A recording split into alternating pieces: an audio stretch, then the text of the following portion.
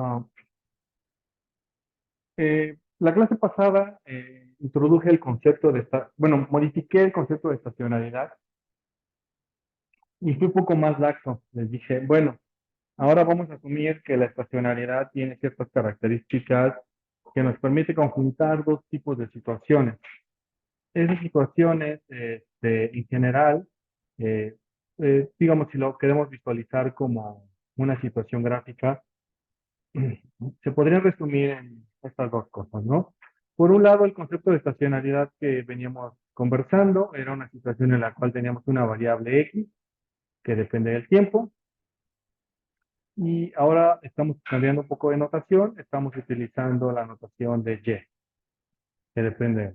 Entonces decíamos que hasta antes de la clase del jueves pasado, decíamos que la estacionalidad era estacionalidad alrededor de una media, que era una cosa más o menos así. Y decíamos, eso significa que cualquier cosa que se comporte más o menos así alrededor de una media, lo podemos describir con las herramientas que hemos utilizado. Es decir, podríamos utilizar un modelo AD-AR para describir este proceso, un MA, una ARIMA, un SARIMA, lo que fuera. Y si tenemos múltiples, podemos utilizar un BAR. Pero todas tenían que ser más o menos como esta forma que denomino el panel A.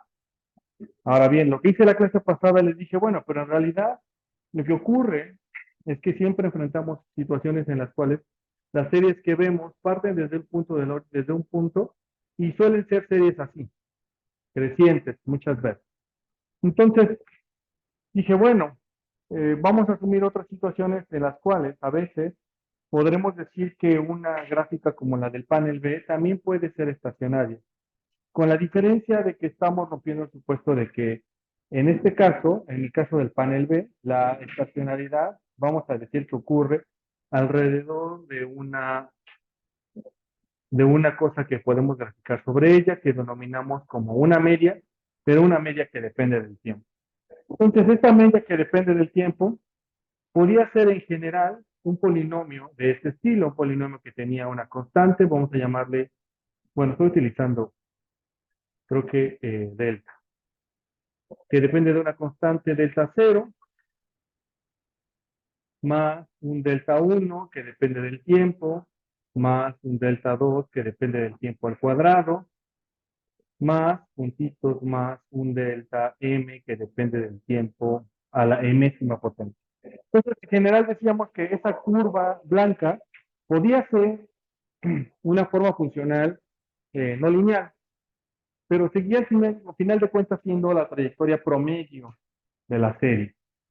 Entonces, bajo este escenario en el cual tenemos el modelo A y el modelo B, digamos como modelación, decíamos, lo que yo planteé en la clase pasada es, bueno, estas dos situaciones también pueden dar lugar a procesos estacionarios. La diferencia es que el panel A sería un proceso estacionario alrededor de la media, con varianza constante. El segundo sería un proceso estacionario con media variante o media cambiante, pero varianza constante.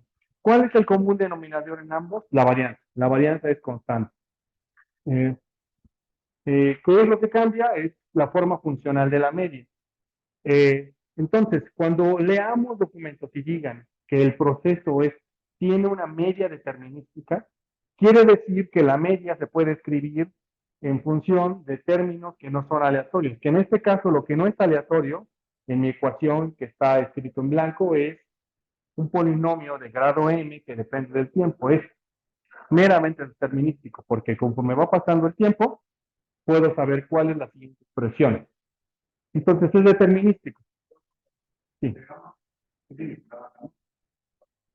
Gamma, delta, ¿no? Delta es un coeficiente, es una constante. La,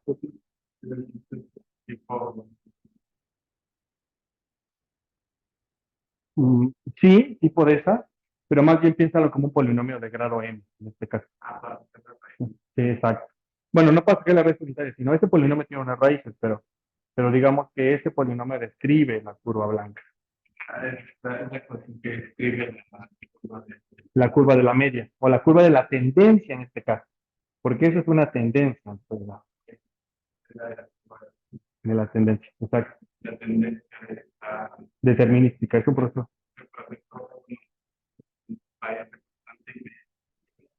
Sí, exacto. Esa es la tendencia. Vale.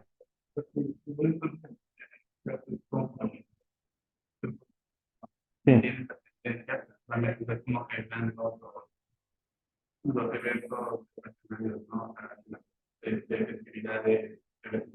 Sí, lo puedes ver como Peter Hodder Prescott. La diferencia es que Hodder y Prescott asumen que la tendencia también puede ser aleatoria.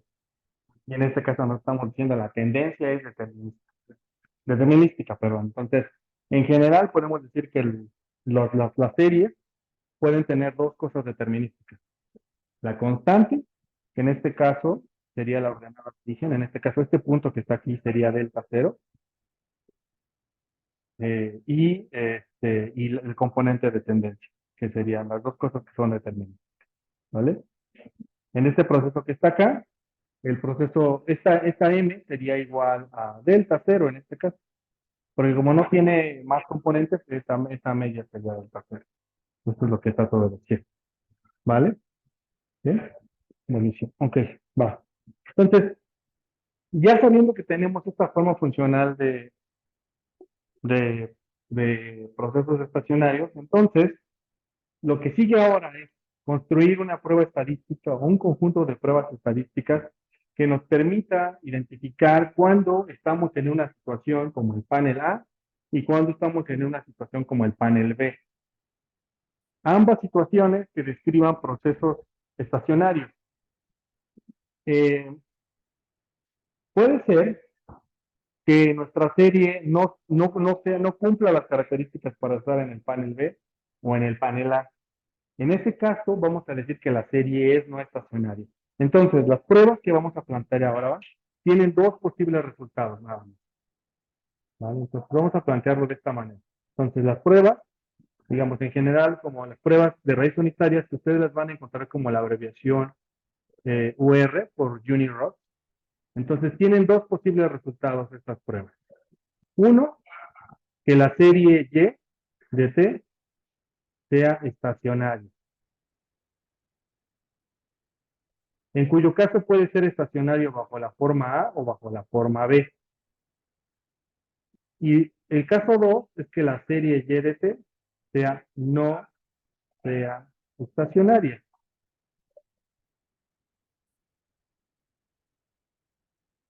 Entonces, cuando las series son estacionarias, podemos aplicar todas las técnicas que he visto hasta ahora. ¿Cómo qué técnicas? Modelarlo como un AR, como un MA, como un ARMA, como un ARIMA, como un SARIMA, o aplicar un filtro Hodry-Prescott, aplicar causalidad de Granger, modelarlo como un bar. Todo eso puedo hacer. ¿Sí?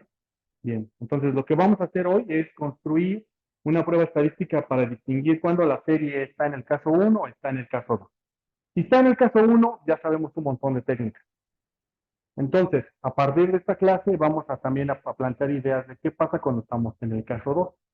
¿Qué pasa cuando la serie no es estacionaria? Si la serie no es estacionaria, entonces pueden ocurrir dos cosas. Si la serie no es estacionaria, entonces también tienen también dos opciones. La opción, digamos, 2.1 y la opción 2.2. La opción 2.1 es que utilicemos algún tipo de transformación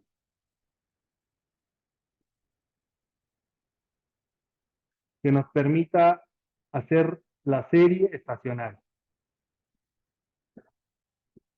¿Cuál es esa transformación? La diferencia, eso es lo más común. Hacer una diferencia para hacerla estacionaria. Ahorita vamos a conversar por qué eso es cierto. La opción 2.2 es aplicar otras técnicas. ¿Quiénes son estas otras técnicas? Básicamente es cointegración. ¿Sí? Entonces, si lo vemos como un árbol de decisión, lo podemos ver de esta manera. Me voy a regresar al mismo. Entonces, aplicamos una prueba de raíz unitaria para identificar si es estacionaria o si no es estacionaria. Si es estacionaria, entonces ya está. Podemos hacer todo lo que hemos hecho hasta este momento. Si no es estacionaria, entonces nos podemos preguntar, podemos transformarla a estacionaria mediante alguna cosa, como por ejemplo la diferencia. Entonces, si la podemos transformar en estacionaria a través de tomar la diferencia, ya podríamos aplicar todas las técnicas hasta la clase de hoy. Sin embargo, si no queremos transformarla porque de hecho nos interesa trabajar con la serie en su estado, digamos, no estacionario, entonces podemos aplicar otras técnicas. ¿Quiénes son esas otras técnicas? Ahorita digamos que de momento cointegración. Voy a ser un poco más amplio, un poco adelante en el curso, pero digamos que esa es la estrategia. ¿Vale? Bien. ¿Dudas con este planteamiento? Vale, buenísimo. Entonces vayamos a la primera prueba. La primera prueba que quiero conversar con ustedes se llama Dickit-Fuller. ¿Sí? Es una prueba Dickit-Fuller, es este planteamiento que tengo descrito aquí. Es, es una cosa más o menos, espero que sencilla. Es una serie y de t que es igual a la suma desde j igual a 0 hasta n de esta forma funcional. Esta forma funcional es justamente la que describí arriba en la ecuación blanca. Si ustedes regresan a esta ecuación que está aquí, es justamente esta expresión que tengo aquí. ¿Sí? De hecho, lo voy a desarrollar un poco acá. Entonces, esta expresión es igual a simplemente, déjenme cambiar de lápiz. Esto es igual a delta 0, porque es j igual a 0, delta 0 más delta 1, que multiplica t, más delta 2, que multiplica t al cuadrado, más puntitos, más delta m, que multiplica a t elevado a la m, más xt. Digamos que esta es la forma funcional habitual de una serie que queremos probar si es estacionaria, donde xt es un proceso, una arima, ¿vale? En este caso vamos a asumir que el proceso arima se puede descomponer, digamos que x, a su vez, xt se puede descomponer en y de t menos 1 más u de t. Vamos a decir que en este momento tiene esta forma así de simple. ¿Sí? Vale, bien. De tal manera que voy a utilizar estas expresiones y voy a hacer otro supuesto, solamente por simplicidad y por facilidad de exposición de la clase. Por ahora voy a asumir que ninguno de estos componentes que voy a embarcar en el cuadro blanco, en este momento me interesa analizar. ¿Y por qué razón? Porque lo que yo pueda decir para los dos primeros componentes es válido si yo asumiera toda la ecuación. ¿Sí? Es exactamente equivalente. Entonces, simplemente sin pérdida de generalidad, voy a asumir que el grado del polinomio es 1 y me voy a olvidar del grado de polinomio m. Voy a decir simplemente es un polinomio muy sencillo, porque de esta manera podemos distinguir dos componentes que son muy comunes para nosotros. Por ejemplo, podemos decir en general que este componente que está aquí es la constante y este elemento que está aquí es la tendencia. ¿Sí? Simplemente por hacerlo así de sencillo. Entonces decimos, esta es la constante y esta es la tendencia. ¿Sí? Así de sencillo.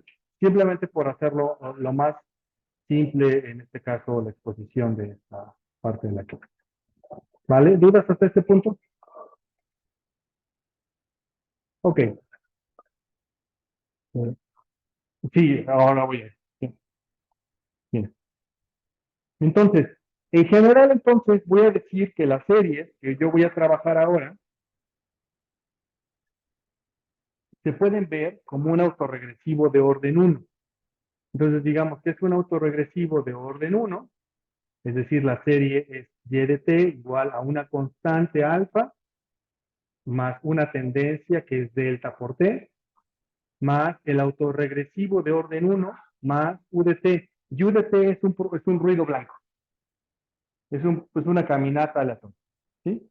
Entonces, este modelo que está aquí es un R1. Simple y llanamente un R1.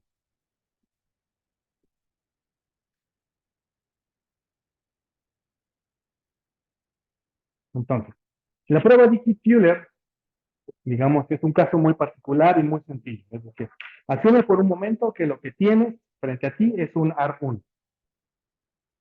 Entonces, ahora pregúntate lo siguiente. Si el proceso es estacionario, Es decir, eh, si el proceso es estacionario, eso quiere decir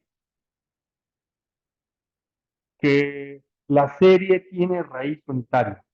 Y voy a dar mi explicación de por qué estoy diciéndolo de esa manera. Entonces vamos a decirlo así. Si y de t es estacionaria, entonces y de t, uy, me salió horrible. Entonces y de t tiene raíz unitaria. Junior, esa es mi afirmación. Ahora, ¿por qué digo eso? ¿Qué significa que y de t tenga raíz unitaria? Dada la ecuación que tengo ahí arriba. Bueno, eso significa, a grosso modo, significaría que ρ es igual a 1. Entonces, si ρ es igual a 1, sustituyo ahí arriba ρ igual a 1 y elaboro la ecuación, entonces esto se vuelve y de t igual a alfa, perdón, y de t igual a alfa más delta de t más y de t menos 1, porque ρ es igual a 1, más u de t.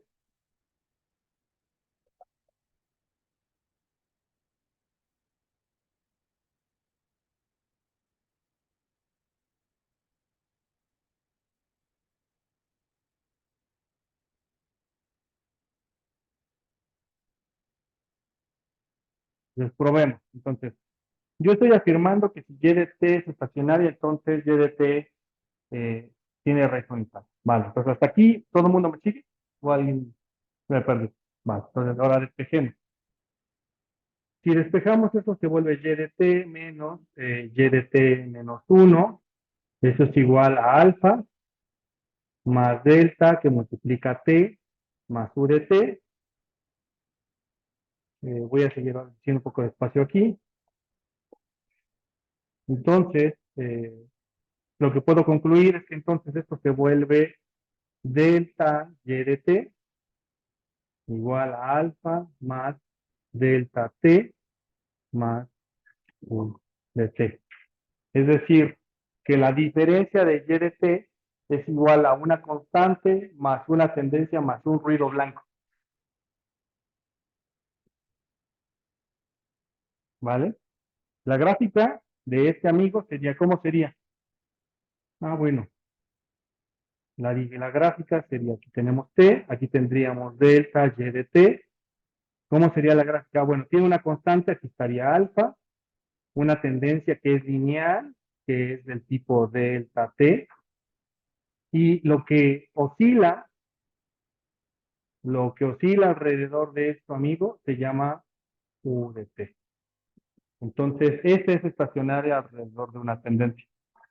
Entonces, me regreso a mi afirmación. Entonces, yo dije, si y de t es estacionaria, entonces tiene raíz unitaria. No, no es así. Si y de t es estacionaria, entonces y de t no tiene raíz unitaria. ¿Por qué? Porque si tuviera raíz unitaria, haría todo el proceso que tengo aquí en azul y me daría cuenta que la que es estacionaria es la diferencia. Y de t no lo era. Tuve que hacer la primera diferencia para volverla estacionaria. Entonces, aquí está la idea de la transformación. Si la serie no es estacionaria en su forma normal, digamos, su forma natural en niveles, la tenemos que hacer diferenciar una vez para volver estacionaria. Eso es la prueba de Dickey-Fuller. La prueba de Dickey-Fuller, entonces, se pregunta por lo siguiente. Es una prueba de hipótesis muy sencilla. De hecho, me voy a tener que robar esta ecuación que está aquí arriba, otra vez, aquí abajo. Entonces, asumiendo esta ecuación que tengo aquí, la prueba de Dickey-Fuller, y le voy a poner en rojo, entonces, La prueba de Euler plantea la siguiente hipótesis nula. La hipótesis nula es ρ es igual a 1. Si ρ es igual a 1, entonces digamos, si ρ es igual a 1, entonces podemos decir que Y de t no es estacionaria. Y también lo que podemos decir es que delta Y de t es estacionaria. Entonces, si aceptamos la hipótesis nula, Y de t no es estacionaria y por lo tanto, lo que buscaríamos es tomar su primera diferencia para volverla a estacionar. ¿Vale? Y entonces tenemos tres escenarios. Y ahora les voy a decir por qué. Asumiendo esta ecuación, entonces, vamos a plantear el modelo de esta manera. Voy a reescribir la ecuación que tengo aquí arriba. Esta ecuación que tengo aquí, la voy a reescribir de la siguiente manera. Voy a hacer un espacio aquí y le voy a poner en aquí. La ecuación la voy a escribir de la siguiente manera. Voy a tomar a Y de t y voy a restar de ambos lados de la ecuación Y de t menos 1. Entonces voy a tener menos Y de t menos 1 es igual a alfa más delta que multiplica a t más rho que multiplica a Y de t menos 1 menos Y de t menos 1 más U de t. Bien. Voy a agrupar los términos que son más o menos iguales y voy a utilizar notación que ya he utilizado anteriormente. Entonces a este amigo lo voy a llamar delta Y de t y esto va a ser alfa más delta que multiplica t más rho menos 1 que multiplica a Y de t menos 1 más U de t. Noten que tengo la misma ecuación, ¿sí?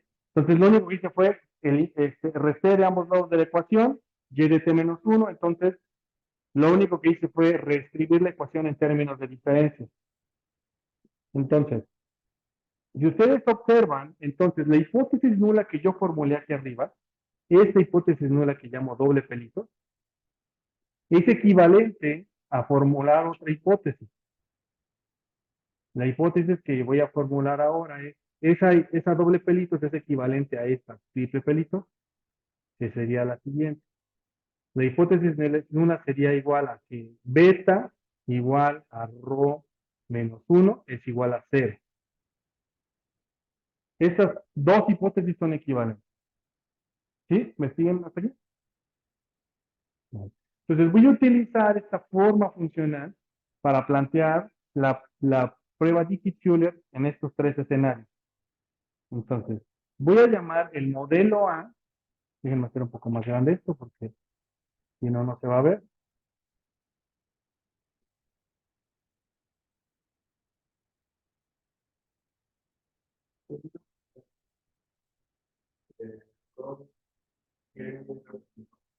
Rho es el coeficiente asociado al autorregresivo, es decir, sí, explican a los valores.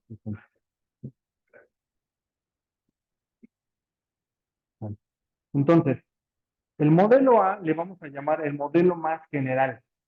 Es un modelo que asume que las diferencias dependen, es decir, que la diferencia de Y depende de una constante y de una tendencia y de este coeficiente.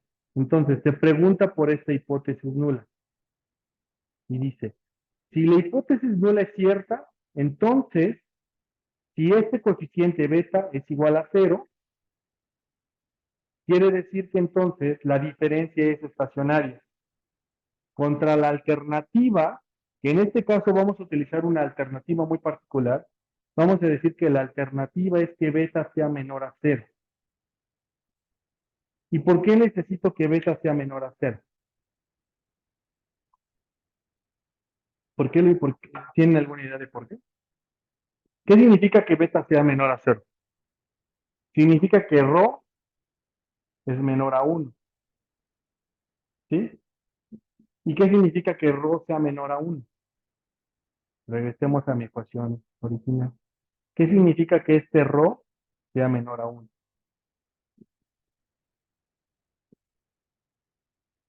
Significa que este autorregresivo de orden uno es estable, tiene una solución, una trayectoria estable o estacionaria. Entonces, estoy amarrado por muchos lados. Uno, rho no puede ser cualquier cosa. Si no es uno, tiene que ser menor a uno. No puede ser más que uno. Porque si es más que uno, entonces ese proceso es explosivo. Exactamente, por el círculo unitario. Entonces, yo necesito que ese rho sea menor a uno. O más, a lo más uno. Pero si es uno, entonces se cumple la hipótesis nula y tengo que diferenciarla una vez para hacerla estacionaria. Pero si ya era estacionaria, es decir, si se cumple la alternativa, entonces es para un caso muy particular cuando ρ es menor a uno. Entonces, noten que el problema que tengo aquí es que entonces estoy hablando de una prueba y de hipótesis que es una prueba de una sola cola. Recuerden esto. ¿Cómo hacemos cuando tenemos hipótesis, por ejemplo? Imaginemos el caso en el cual beta es igual a cero, como en este caso. Si fuera una prueba de dos colas, tomaríamos nuestra gráfica de una normal o de una TD student, dependiendo del caso, en este caso de una TD student, y las zonas de rechazo sería esta cola y esta cola, por eso le decimos una prueba de dos colas. Y el área que se forma o que se acumula por lo que está sombreado sería el equivalente normalmente al 0.05 para rechazar al 95%, ¿no? Esa es la forma convencional de una prueba de dos colas. Pero en este caso, noten que la alternativa es de diferencia menor. Eso quiere decir que entonces la hipótesis nula es de una sola cola. Entonces, nuestra forma de hipótesis debería de verse, la hipótesis nula es beta es igual a cero contra la alternativa de que beta sea menor que cero. Entonces, si es de una sola cola, igual puedo tomar mi T de student, pero ahora solo tengo una zona de rechazo, que es por este lado. Y la zona de rechazo también estaría al 0.05, pero solamente sería de un lado. Del otro lado no existe zona de rechazo. ¿Sí? Entonces, esto tiene implicaciones porque no podemos utilizar las tablas de Student convencionales para probar esta prueba de Kitzbühel. Tenemos que ir a otras tablas particulares que hizo McKinnon, un paper viejísimo, creo que es del 89. Ya no me acuerdo bien de cuándo es el paper, pero pues, McKinnon tiene unas tablas para esto. Por fortuna el software nos va a dar los estadísticos ya. Entonces, vamos a utilizar una prueba de una sola cosa. ¿Vale? ¿Dudas con esto? ¿Hasta este punto? Bueno.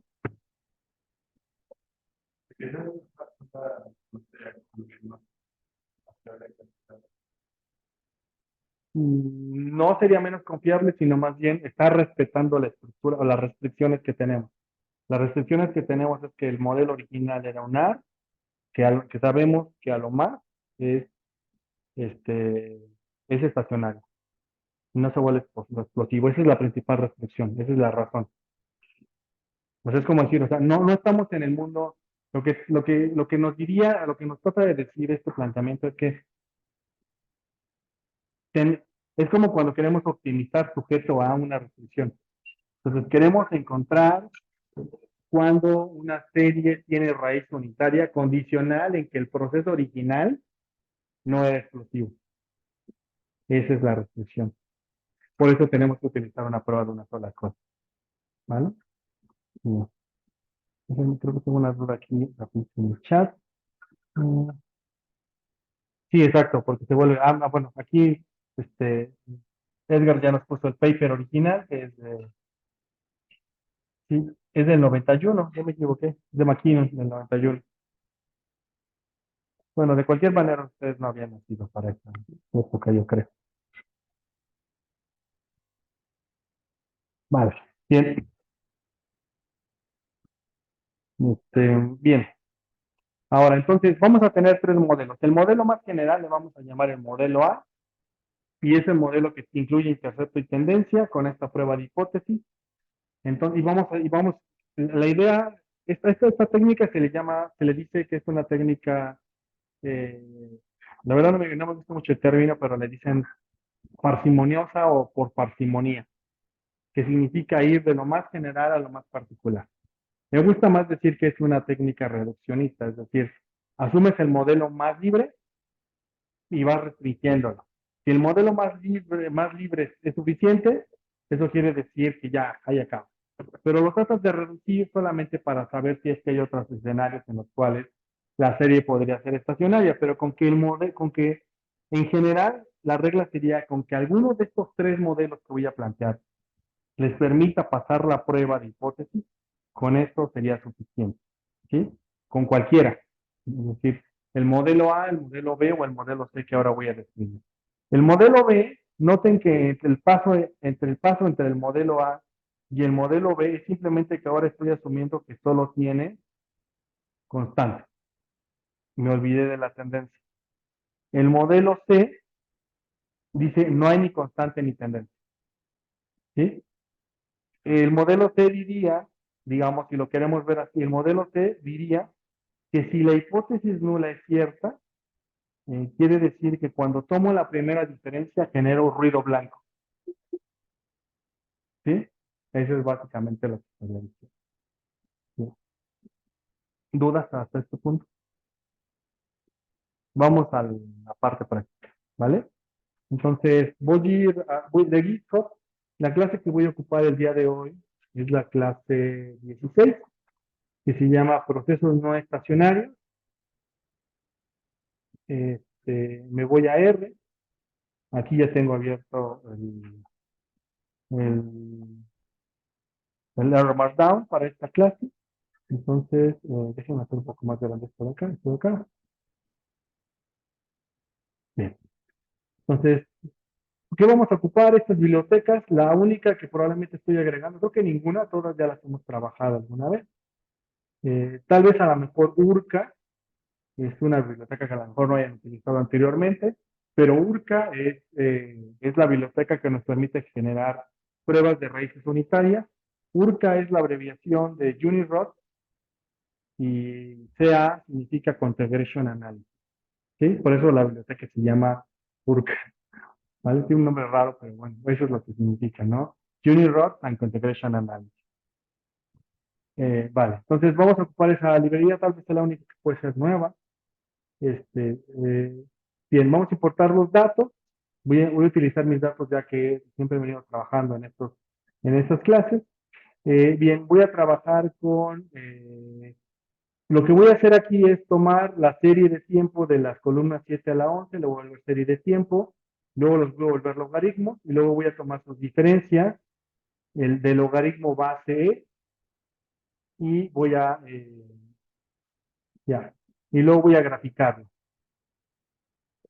Voy a la gráfica que tengo aquí abajo, vamos a analizarlo. Bien.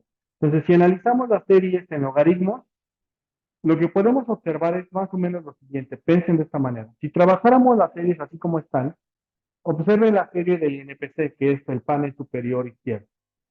Esa serie tiene esta forma creciente. Nada más de verla, uno podría pensar, bueno, es probable que a lo mejor sea una serie que pueda cumplir el supuesto de ser estacionaria alrededor de una tendencia. Es potencialmente viable ahí, ¿no?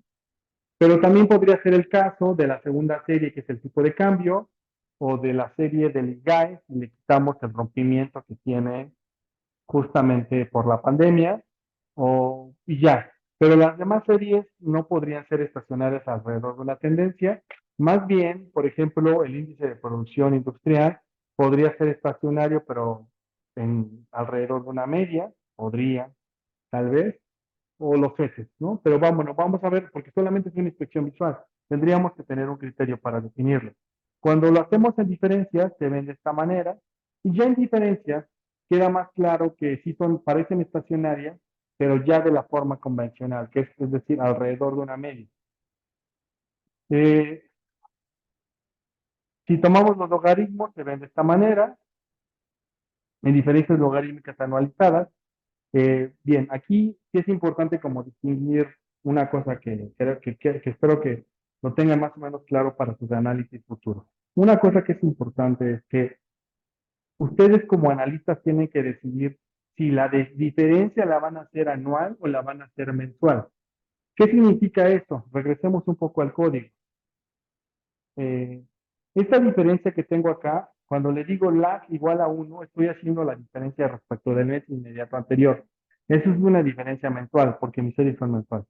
Pero si le digo lag 12, estoy diciéndole que sea respecto del mes 12 equivalente del año anterior. Entonces es anual.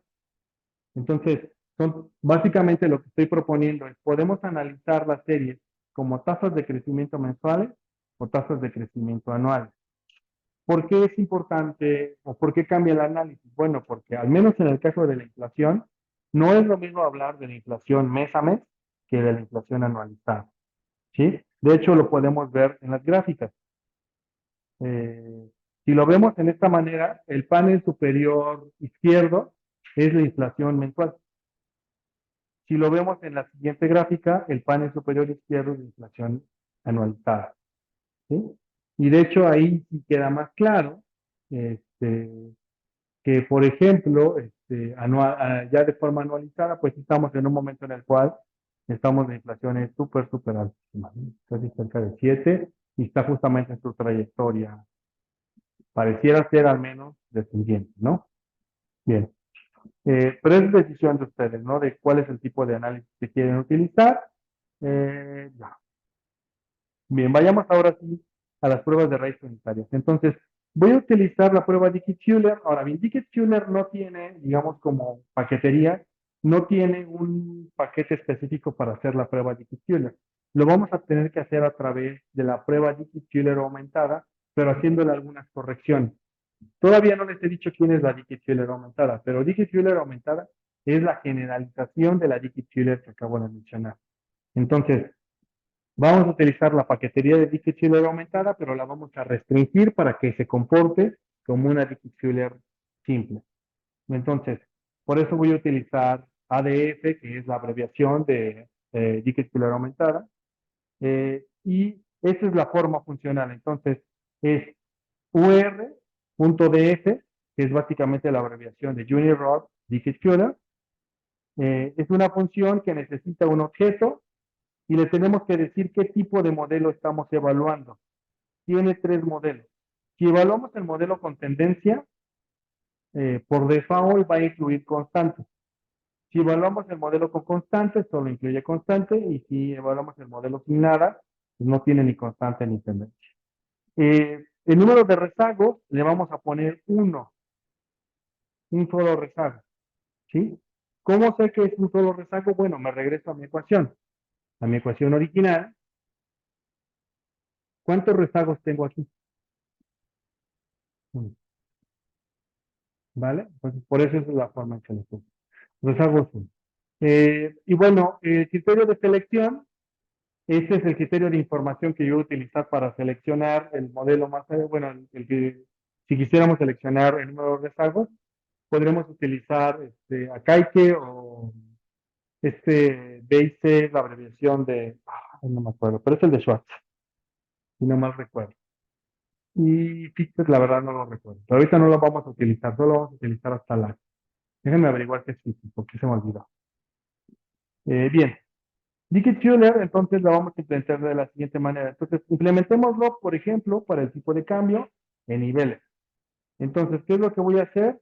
Voy a tomar la función summary. Entonces, quiero que me dé, digamos, el resumen de aplicar la prueba de raíz unitaria Dicke-Schuller, a la columna 2 de mis datos en logaritmos. ¿Por qué la columna 2? Porque la columna 2 es la del tipo de cambio. El modelo que voy a evaluar es un modelo con tendencia y con rezagos le voy a poner aquí 0. Bien, le voy a poner 0 porque esa es la forma funcional. Si me voy aquí a URDF, voy aquí a la consola y le voy a preguntar por la documentación de URF.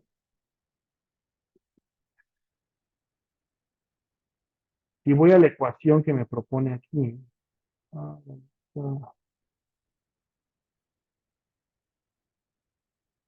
bueno, perdón, es que antes tenía aquí una ecuación que te describía la forma.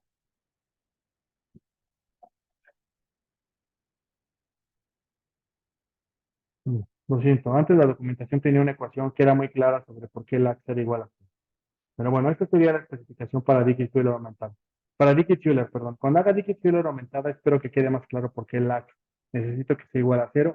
Ahora solo necesito que, digamos, me crean un poco respecto de que LAX igual a cero va a generar una Dickey-Fuller simple, ¿vale? Retomamos esta discusión, seguramente nos va a dar tiempo un poco ahora. Bien, entonces ese es el modelo con tendencia, con constante y con nada. Le damos control enter a cada uno de estos y podemos ir evaluando cada uno de estos. Voy a ejecutar todo para que me imprima todos los resultados. Bien. Entonces aquí tengo la primera, Dickey-Fuller. Este es el modelo. Bien. Observen cómo está la ecuación. Lo que está diciendo es la variable en diferencia en función de la serie rezagada a un periodo más una constante, eso significa el uno más una tendencia. ¿Sí? Ese es el modelo que estamos evaluando. Ese modelo, ¿dónde lo podemos ver? En las notas es este modelo, ¿no? Vale, ¿hasta todo el mundo claro hasta aquí? Vale. Entonces, este es el modelo con constante y con tendencia. Bien, entonces, lo que hizo fue esta regresión. Y entonces aquí tenemos los coeficientes. Este es el coeficiente del intercepto. Este es el coeficiente de la tendencia y este es el coeficiente asociado a la serie rezagada a un periodo. Vale. Entonces, regresemos a nuestra hipótesis. Me voy a regresar a las notas. ¿Cuál es nuestra hipótesis de trabajo aquí? La hipótesis de trabajo es que beta sea igual a cero. Eso es lo que nos estamos preguntando. ¿Sí? Entonces, tenemos que ir a nuestra regresión y en nuestra regresión queremos preguntarnos si este coeficiente es estadísticamente igual a cero. ¿Vale? Entonces, si yo analizara esto como una regresión convencional, me tendría que ir simplemente a la columna de p-value, que es la última columna, y evaluar este p-value. Y este p-value es menor a 0.05. ¿Este p-value qué significa? Que estadísticamente este z-lat1 es distinto de cero, porque estoy rechazando la hipótesis null. ¿Vale? Eso es lo que está diciendo. El problema que tiene esta tabla es que está construida con valores t para una prueba de hipótesis de dos colas, pero esta es la que no nos sirve. Necesitamos una prueba de hipótesis para una sola cola. Entonces, esta tabla es meramente ilustrativa de que hizo una regresión, pero la vamos a olvidar ahorita. No nos, entonces, vayamos más abajo. Más abajo, sí nos da el estadístico de McKinnon. ¿Qué es este estadístico? Ese es el estadístico de McKinnon. Entonces, bien, ahora, este estadístico de McKinnon está en la siguiente estructura. El primer estadístico que está aquí, este es el valor t para el coeficiente que voy a marcar en mis notas, me voy a mis notas. Ese es el estadístico para este coeficiente. El segundo es para la constante, para alfa. Y el último, bueno, es que, perdón, aquí debía marcar así. Y el último es para delta. Este último es para delta.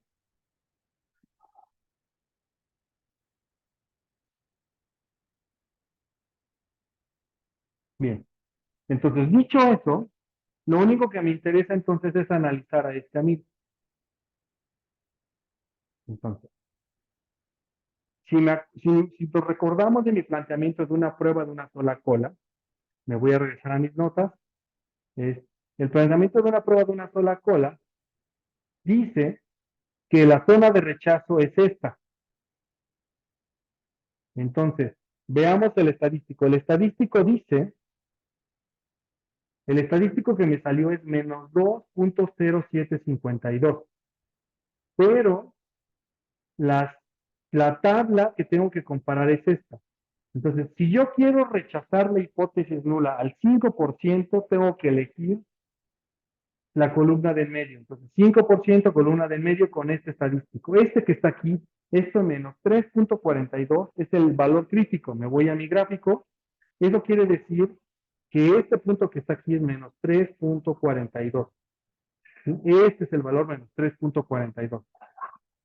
Entonces, si yo quiero saber si mi estadístico está en la zona de rechazo, tengo que ubicar dónde está este menos 2.07. Y este menos 2.07 está por acá, menos 2.07. Está en la zona de aceptación de la hipótesis nula. ¿Cuál era la hipótesis nula? Que beta era igual a cero. Si beta es igual a cero, la serie tiene raíz unitaria. Por lo tanto, necesito diferenciarla una vez para saber si es estacionaria. ¿Dudas hasta aquí? ¿Todo claro?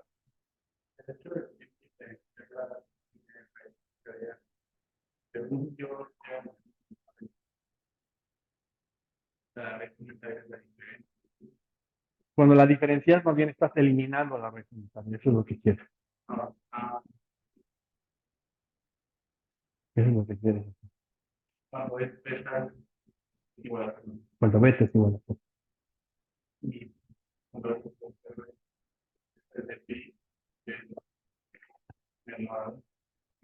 Sí, rho es menor a 1. Rho menor a 1. ¿No? ¿Vale? Bien. Entonces, ese es el modelo A. El modelo B, veamos. El modelo B me da este estadístico, pero ese es el valor crítico, igual, esto es zona de aceptación. Y por último, el modelo C, este es el valor que me da, pero el valor crítico es este. Entonces, lo que puedo concluir es, bajo ninguno de los tres modelos, la serie del tipo de cambio es estacionaria. Todo parece indicar que necesito diferenciarla, entonces voy a hacer la diferencia. Por eso tomo la serie de diferencias, la columna 2, y si hago la serie de diferencias, por ejemplo, el modelo A me da menos 12 y el valor crítico es menos 3.42. Y este menos 12 efectivamente ya está, ese menos 12 ya está, pero muchísimo por acá, o sea, por acá, menos 12 punto 68. Entonces ya estoy en la zona de rechazo. Esto quiere decir que solamente hasta que le diferenció una vez, la serie se vuelve estacionaria, la serie de tipo de cambio. Y de hecho, si ustedes revisan, para todos los demás casos, todos los demás modelos, de hecho, ya pasan con la serie diferenciada una vez. ¿Vale? ¿Dudas hasta este punto? No. Bien.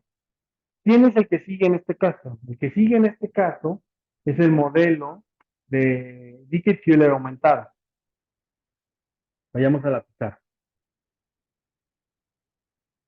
Dickey-Fuller aumentada es este modelo que voy a proponer aquí. Y noten que lo que voy a hacer ahora es una cosa ligeramente distinta. Bueno, no ligeramente distinta, sino le estoy agregando cosas. Dickey-Fuller aumentada es igual, asume igual una parte que es ρ, pero le estoy agregando todos estos componentes que están aquí.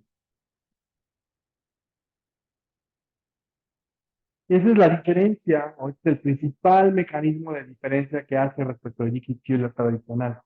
La Dickey-Fuller convencional solamente tendría la primera parte, que es ρ multiplicada por gt-1, y Dickey-Fuller aumentada asume una estructura de un autorregresivo de orden p+1, pero en diferencia. Entonces, lo que trata de probar la prueba Dickey-Fuller aumentada es decir que la estructura o la forma funcional de la serie es más compleja que un simple autorregresivo de orden 1, sino más bien que es un autorregresivo de orden p+1, en diferencia. Eso es lo que trata de decir al final del día. ¿Vale? Si ustedes reacomodan esa expresión, van a poder llegar a esta ecuación que voy a poner aquí. Y esta ecuación que tengo aquí sería nuestra ecuación de trabajo para probar si la serie tiene raíz unitaria. Y noten que ahora que el coeficiente sigue siendo de la misma forma, ρ menos 1. Este sería nuestro beta. Este que está aquí sería siendo nuestro beta. Pero ahora tiene otros elementos. Tiene constante, tiene tendencia, tiene este componente, más todos estos amigos que están aquí. Que básicamente lo que está diciendo es, eso es un autorregresivo de orden K, en diferencias más de una parte que queremos evaluar si es determinística o no. Es básicamente lo que está probando. Todo lo demás es igual a Dickey-Fionac. Me voy a detener aquí, voy a retomar de la siguiente clase a partir de este punto, solamente para no cargarlos más con esta